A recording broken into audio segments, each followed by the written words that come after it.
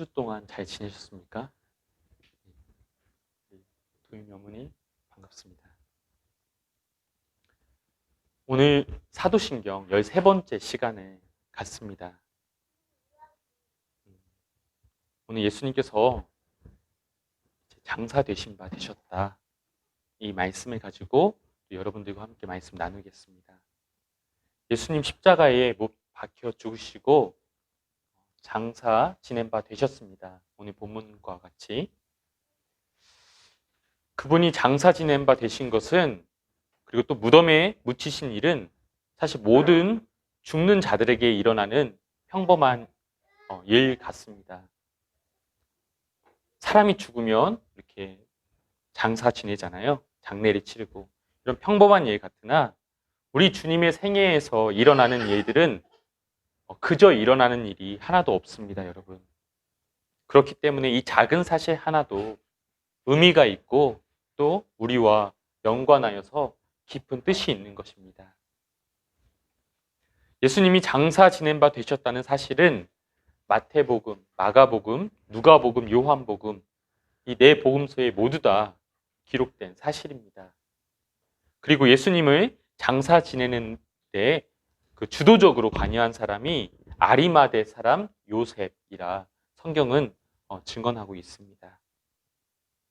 그는 누구일까요, 여러분? 그는 누구입니까? 누가복음에서 누가는 그 아리마대 사람 요셉을 공회의원이라 소개하고 있습니다. 그리고 선하고 의로운 자라, 하나님의 나라를 기다리는 자라 이야기합니다. 또 마가복음에서 마가는 그 아리마대 사람 요셉에 관하여 존경받는 공회원이라고 이야기합니다.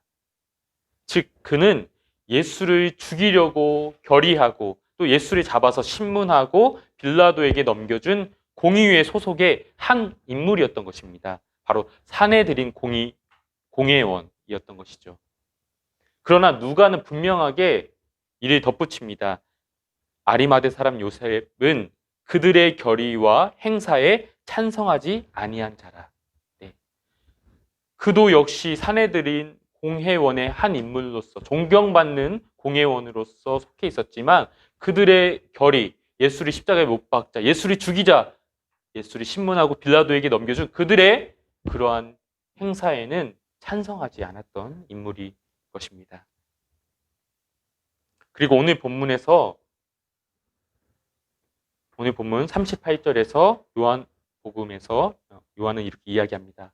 아리마대 사람 요셉은 예수의 제자이나 유대인이 두려워 그것을 숨기더니 라고 이야기합니다. 그는 예수의 제자가 되었으나 이를 드러내지 못하였습니다. 왜냐하면 누구든지 예수를 따르기로 한 자들을 출교하기로 결의하였기 때문입니다. 그 공동체에서 끊어지는 것입니다. 그리고 또 이렇게 예수 따르는 자들을 죽이는 것을 하나님 섬기는 일이라 사람들이 여겼고 또 그런 자들을 막 죽이고자 했기 때문에 내가 예수의 제자라는 것을 드러내는 것은 결국 쉬운 일이 아니었습니다. 특히 이렇게 그 공회원, 존경받는 공회원으로서. 그런데 이 요셉이 예수님이 십자가에 죽으신 후에는 마가복음의 표현대로 당돌이 빌라도에게 나아가서 예수님의 시체를 달라 요구합니다. 당돌이라는 말은 용기를 내어라는 뜻입니다. 용기를 내어서 지금까지는 숨기고 있었지만 마지막에 예수님 십자가에 못 박혀 죽으신 후에는 용기를 내어서 빌라도 앞에 나아가 예수의 시체를 달라 한 것이죠. 수년을 함께 해온 다른 제자들은 예수님 잡히실 때 다 도망갔습니다. 그런데 여기 평소에 예수의 제자라는 사실을 숨겼던 이 숨은 제자는 이 어려운 때, 환난의 때, 두려움의 때에 오히려 나서서 예수님의 장사 지내는 일을 담당하였습니다. 환난의 때, 마지막 때에 많은 사람들이, 믿는 자들조차도 이 세상을 사랑하고 또 주님을 떠나는 자가 많을 것입니다. 배신자도 많습니다. 그러나 이렇게 예상 밖으로 충성된 자도 나타납니다.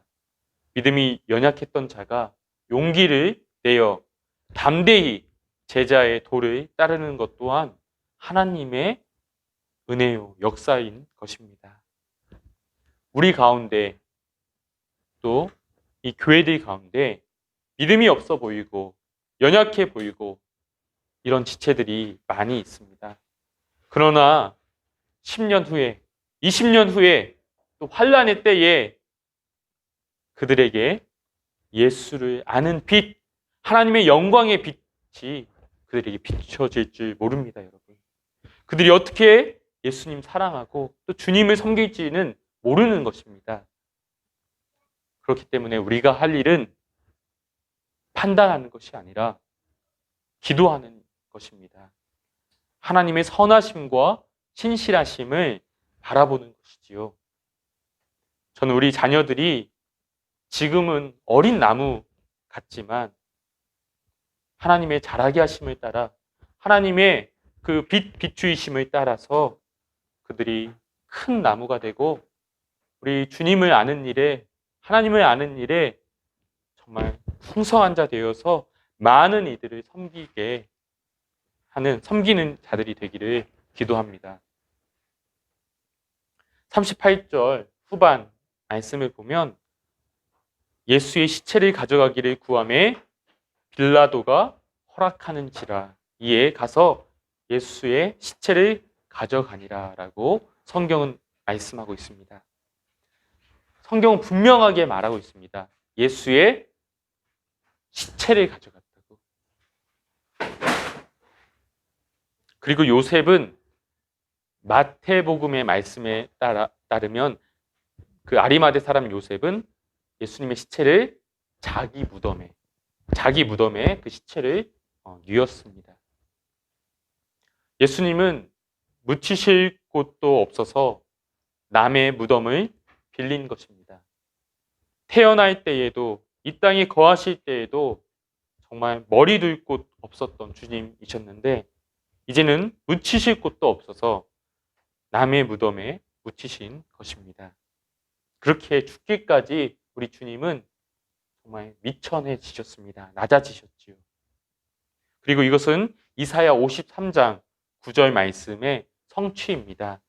이사야는 이렇게 예언하였습니다. 그가 죽은 후에 부자와 함께 있었도다. 그래서 이 부자는 누구를 가리킵니까?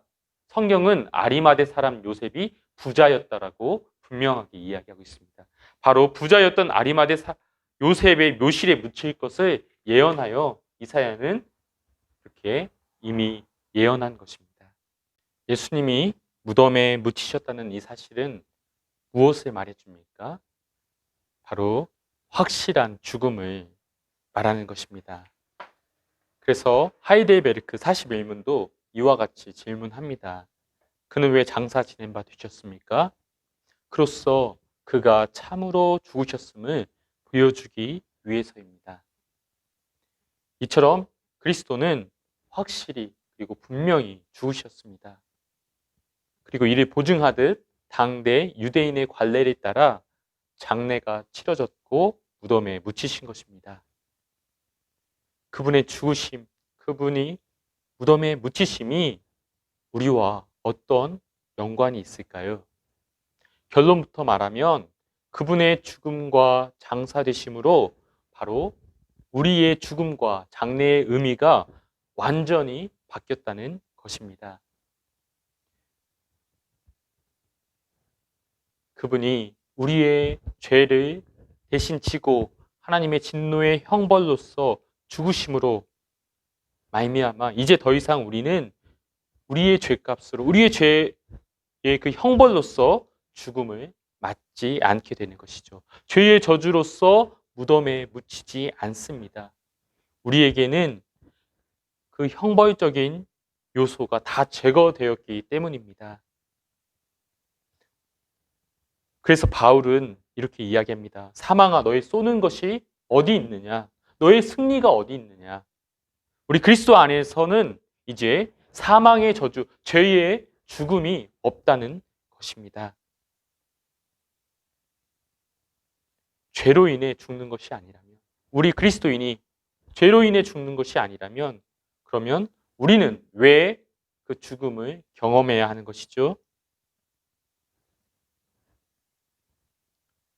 바로 죽음은, 우리 성도에게 있어 죽음은 하늘에 이르는 문입니다. 하나님 아버지 집에 가는 통로이고 문인 것이죠.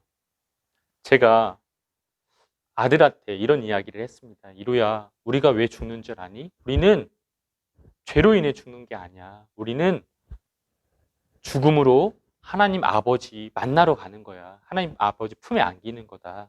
우리 이루가 집에 올라가려면, 아파트 집에 가려면 10층에서 현관문을 열고 올라가지 않니? 마찬가지란다. 이와 같이 우리는 죽음으로 지옥 가는 것, 죽는 것, 끝나는 것이 아니라 죽음으로 그 죽음의 문을 통과하여 우리 하나님 아버지 품 안에 안기는 거야. 우리 하나님 아버지 만나러 가는 거야. 라고 이야기해 줬습니다. 여러분, 우리 아들이 엄마 만나러, 아빠 만나러 집에 올라가면서 막 두려워하면서 들어가면 안 되는데, 집에 들어가면 끝인데, 막 이런 마음으로 들어가지 않습니다.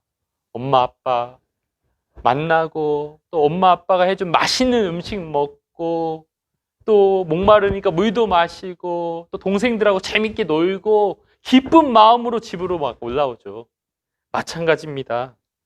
우리에게 있어서 죽음이 이제 더 이상 끝나는 것, 막 고통스러운 것, 두려운 것, 하나님 앞에 무서운 심판을 받는 것, 그런 게 아닌 것입니다. 우리 성도에게 있어서 죽음은 우리 아들이 엄마 만나러, 아빠 만나러 집에 오는 것처럼 기쁜 마음으로 우리 하나님 아버지 집에 들어가는 것입니다. 이 세상에 그 고난, 그 무거운 짐 다 내려놓고 이제 기쁜 마음으로 천국 아버지 집에서 편히 쉬고 안식하며 기쁨을 누리는 것이지요.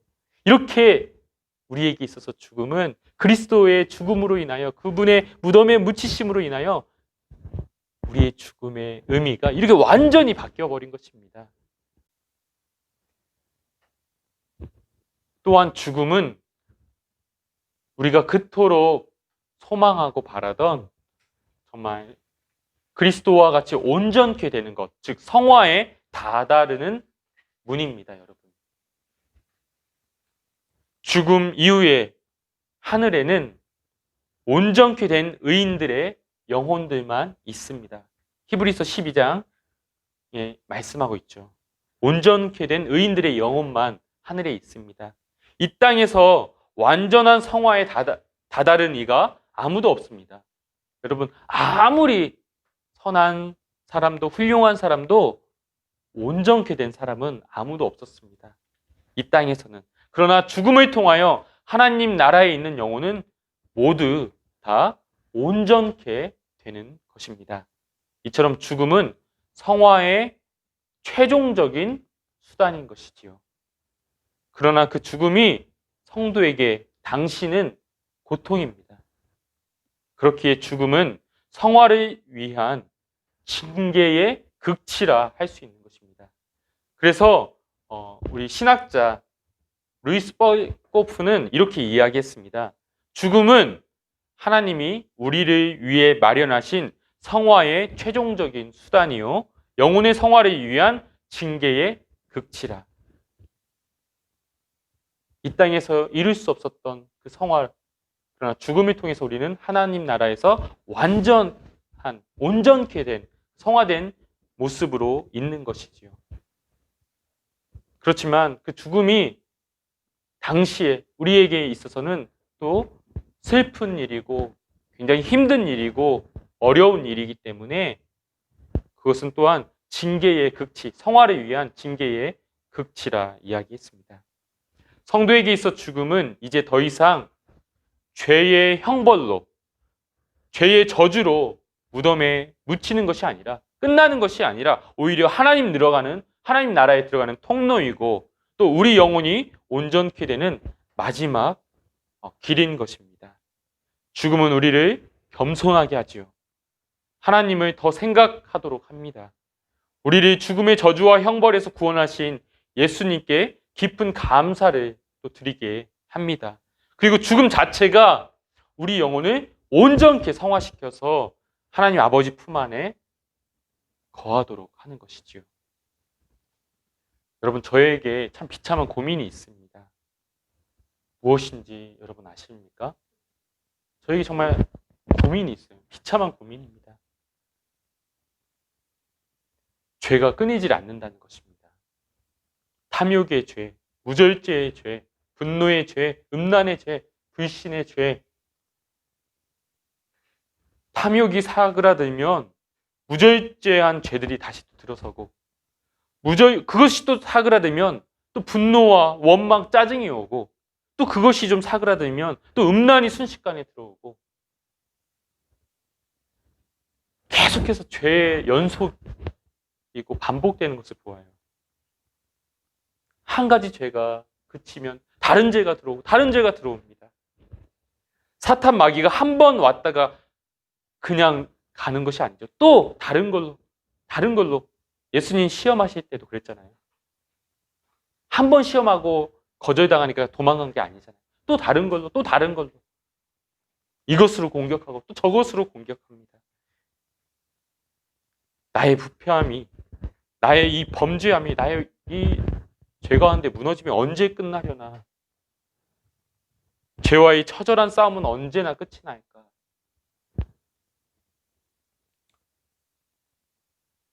(70살이) 되면 끝날까요, 제가? 제가 지금은 이렇게 젊고 혈기가 있으니까. 근데 제 나이 70이 되고 힘이 없어지면 죄가 좀 끝날까요? 그렇지 않습니까?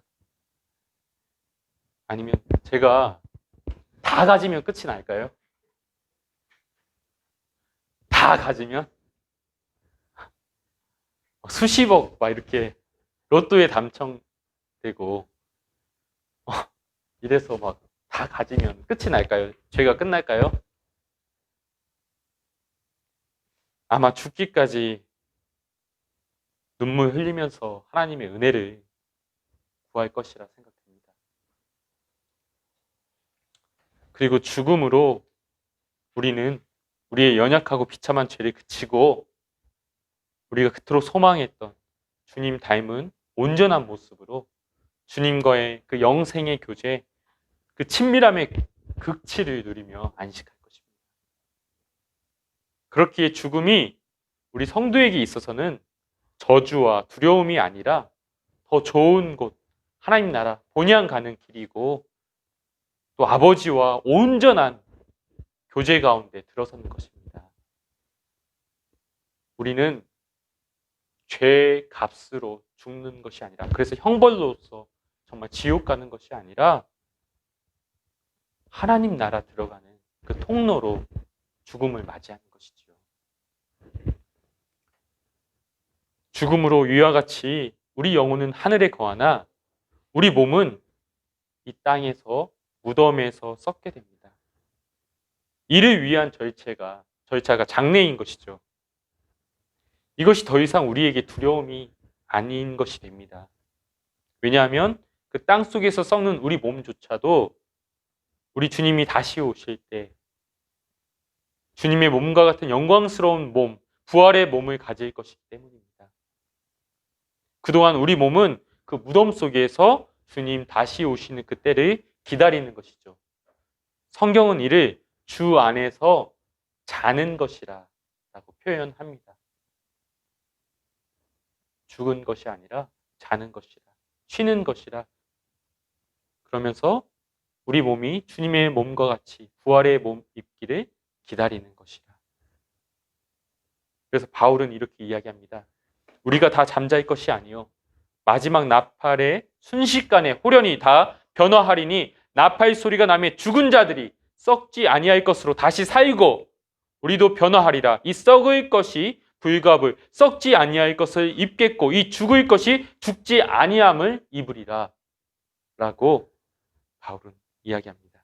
이 모든 일이 다 그리스도의 죽으심과 무덤의 묻히심으로 말미암아 우리에게 일어나는 일이지요. 그리스도의 죽으심으로 우리의 죽음이 저주가 아니라 이제는 축복이요 소망이 되는 것입니다. 그렇기에 우리는 죽을 때에도, 무덤에 묻힐 때에도 그리스도의 십자가를 의지합니다. 주님의 죽으심으로, 주님의 묻히심으로 우리에게 이런 은혜와 영광, 이런 복이 임하기 때문입니다. 주의 십자가로 주의 죽으심으로 우리에게 영생이 있고 부활의 소망이 있습니다. 성도에게 죽음이 이와 같이 천국 가는 입성식이기 때문에 우리 믿음의 선진들은 나 장례 치를 때 장송곡 부르지 말고 하늘 들어가는 개성곡 승리의 찬송 불러달라 했습니다. 사망아, 너의 쏘는 것이 어디 있느냐? 너의 승리가 어디 있느냐? 이 고백이 우리의 고백이 되기를 기도합니다, 여러분. 그리스도 예수 안에서 우리가 이 땅에 나그네로 살면서 본향을 바라며 사는 주의 성도들이 되기를 기도합니다. 네, 우리 시간 잠깐 말씀을 가지고 함께 기도하도록 하겠습니다.